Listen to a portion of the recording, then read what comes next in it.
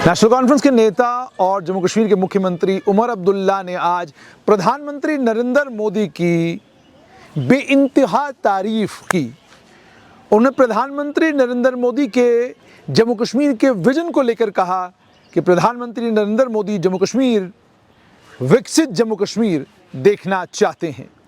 जेडमोर tunnel को लेकर उमर अब्दुल्ला ने कहा कि जिस तरीके से सरकार के 3 महीने के ही कार्यकाल में अभी तक 2 बार प्रधानमंत्री ने जम्मू कश्मीर के 2 बड़े प्रोजेक्टों को इनॉग्रेट किया है, ये साफ तौर पर दर्शाता है कि प्रधानमंत्री जम्मू कश्मीर को लेकर बहुत गंभीर हैं।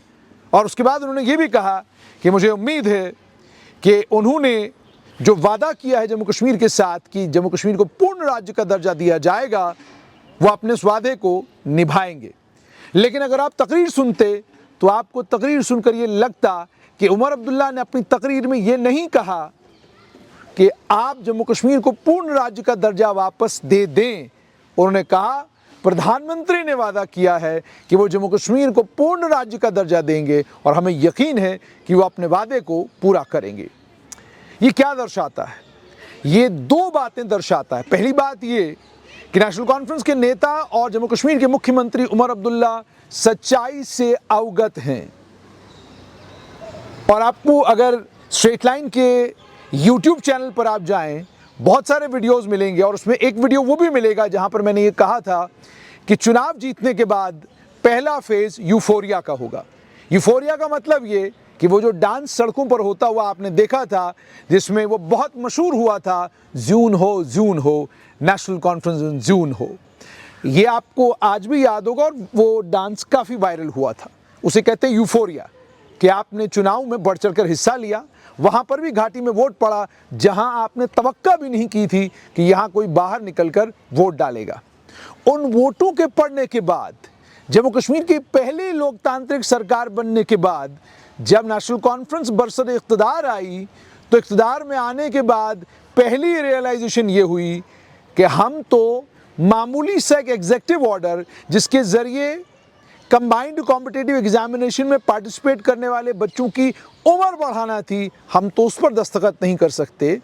तो हमने तो जम्मू कश्मीर के लोगों के साथ रीऑर्गेनाइजेशन के कानून को तब्दील करने की, PSA को रिवोक करने की, कैदियों को छोड़ने की और न जाने क्या क्या बड़े बड़े वादे हमने जम्मू कश्मीर के लोगों के साथ किए हैं। अब ये वादे पूरे कैसे होंगे?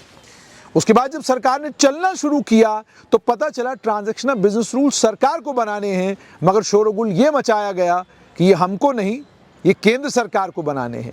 फिर जब केंद्र सरकार ने ही कह दिया कि ये तो आपका प्रेरोगेटिव है, आप बनाएंगे, तो अब उन पर काम हो रहा है।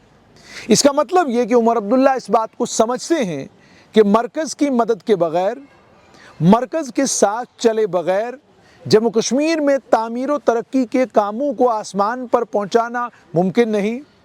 वो समझते हैं कि जो एजेंडा उनका है, उस एजेंडे को अगर उन्होंने पूरे तरीके से कामयाब करना है तो उसके लिए मरकज़ी सरकार का, यानी सेंट्रल गवर्नमेंट का, केंद्र सरकार के समर्थन की ज़रूरत है। वो समझते हैं कि अगर वो कॉन्फ्रंटेशन या वो जो रेबल वाली सोच, अगर उस सोच के साथ वो हुकूमत करेंगे तो उसका नुकसान उनकी पार्टी को भी होगा और साथ साथ में उसका नुकसान जम्मू कश्मीर को भी होगा। वो इस बात को भी समझते हैं कि जो वादे उन्होंने जम्मू कश्मीर के लोगों के साथ किए हैं, उसमें 12 सिलेंडर देना ही अगर हो, वो 12 सिलेंडर भी तब मुमकिन होंगे जब केंद्र सरकार हाथ बढ़ाएगी और जम्मू कश्मीर की मदद करने का वादा करेगी। सिर्फ इतना ही नहीं, 200 यूनिट बिजली मुफ्त तब तक देना मुमकिन नहीं जब तक केंद्र सरकार जम्मू कश्मीर की सरकार को बिजली के मामले में थोड़ी और रियायत न दे।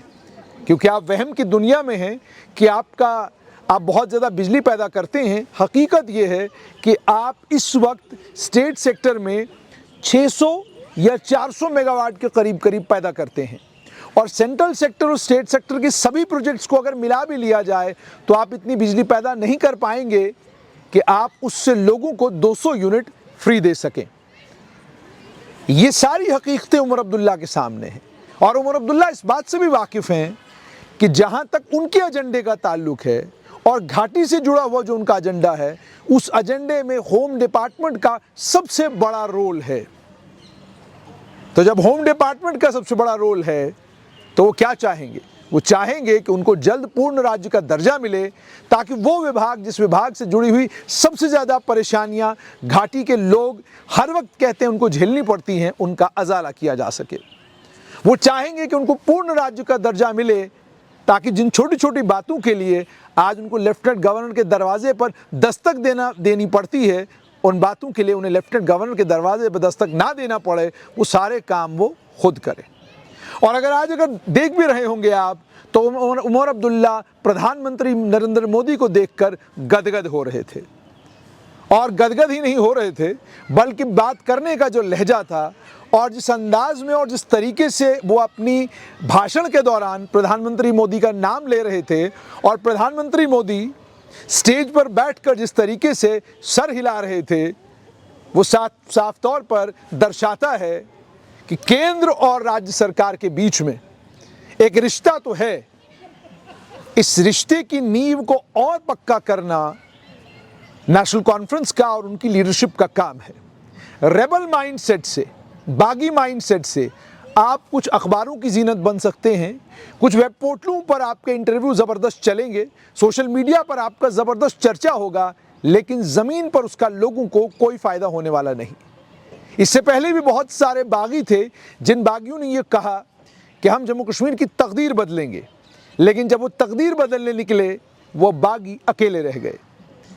और फिर वो वक्त भी आया जब उन बागियों को मजबूर होकर ये कहना पड़ा कि हज़रत मैंने आपको पहचाना, मगर बड़ी देर के बाद।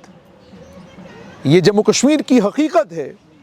कितने भी बड़े कद का लीडर रहा हो, कितने भी बड़े कद का रहनुमा रहा हो, कितने भी बड़े कद का अफसर रहा हो, जम्मू कश्मीर, तारीख गवाह है, Jammu Kashmir is a graveyard of reputations. बड़े बड़े लोगों की बहुत बड़ी बड़ी रेपुटेशंस थी, मगर जम्मू कश्मीर में जब आए तो तार तार हो गई।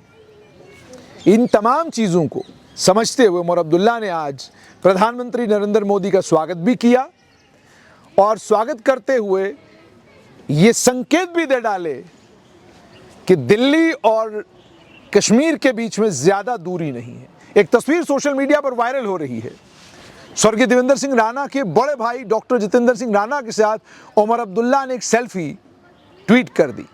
इस पर भी ज़बरदस्त चर्चा है कश्मीर में कि जनाब, कल तक हम उस खेमे में थे तो हम गद्दार थे, कल तक हम उस खेमे में थे तो हम कलाकार थे, कल तक हम उस खेमे में थे तो हम किसी लायक नहीं थे, कल तक हम उस खेमे में थे तो हमें सेल आउट कहा जाता था कि आपने कश्मीर बेच दिया। लोग नीचे लिख रहे हैं कि हज़रत आपको भी उसी रास्ते पर चलना पड़ा है। इसीलिए कहते हैं कि राजनीति में कभी भी बड़े बोल नहीं बोलने चाहिए।